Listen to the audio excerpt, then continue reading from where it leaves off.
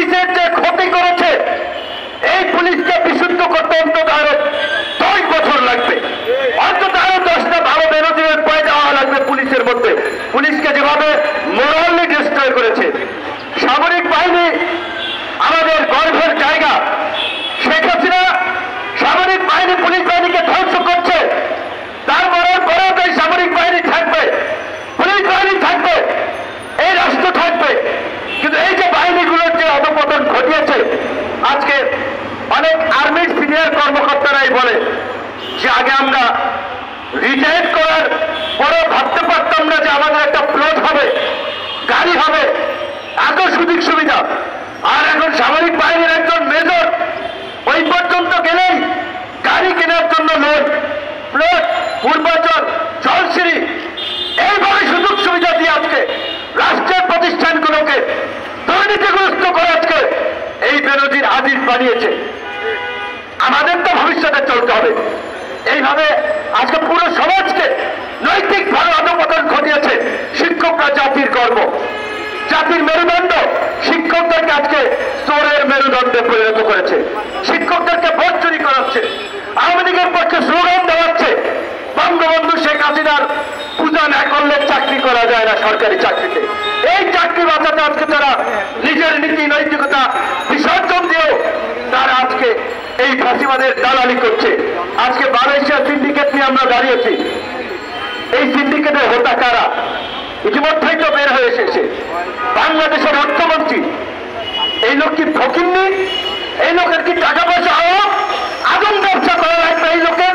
তাও নিজের বউরে নামাইছে, মাইয়া নামাইছে আদম ব্যবসা করতে। এই রকমের ঘৃণিত জঘন্য ব্যক্তি হচ্ছে এই দেশের মন্ত্রী।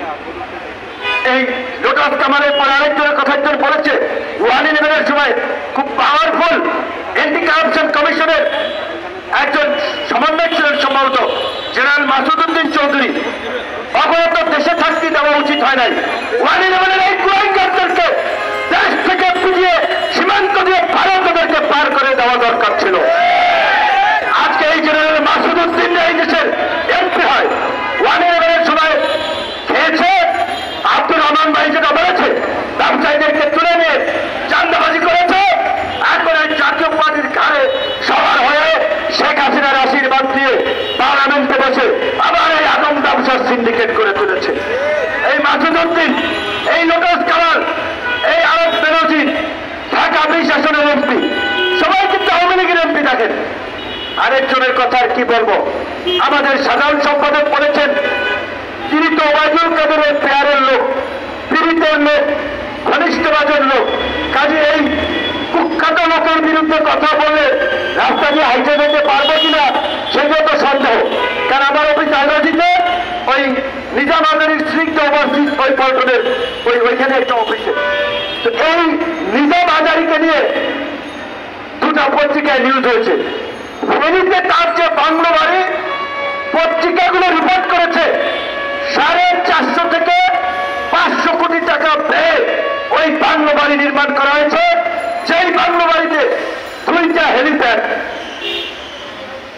4টা না 8টা সুইমিং পুল, বিদেশি দেশি এত জীব জন্তু, মাছের খামার, ফুলের বাগান, একেবারে একটা রাজপ্রাসাদ। নিজাম আজারির বাপদাদের 14 গোষ্ঠীর কেউ জমিদার ছিল।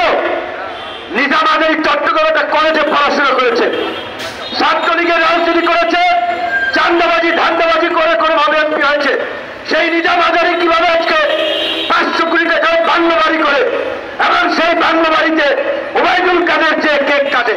তাহলে এই দুর্নীতিবাদদেরকে একদিকে তারা দুর্নীতির বিরুদ্ধে জিরো টলারেন্সের কথা বলে, আরেকদিকে আবার তারাই তাদেরকে পৃষ্ঠপোষকতা করে।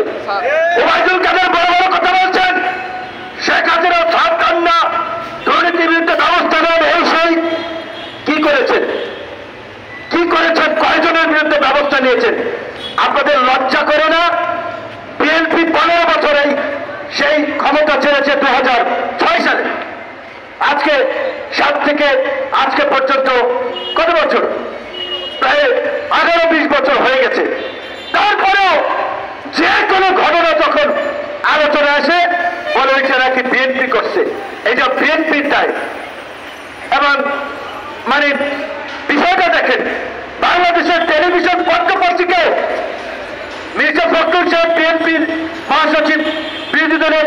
একটা তিনি সরকারের দুর্নীতি লুটপাট দুঃশাসন নিয়ে বলবেন, মিডিয়া ওইটা প্রচার করবে, ওইটার কাউন্টারে আবার ওবায়দুল কাদের কি বলছে একেবারে ফালতু কথা, সেগুলো আবার পত্রপত্রিকার হেডলাইন করা লাগে যে ওবায়দুল কাদের বলেছেন বিএনপি আমলে দুর্নীতিবাদদেরকে রক্ষা করা হয়েছে।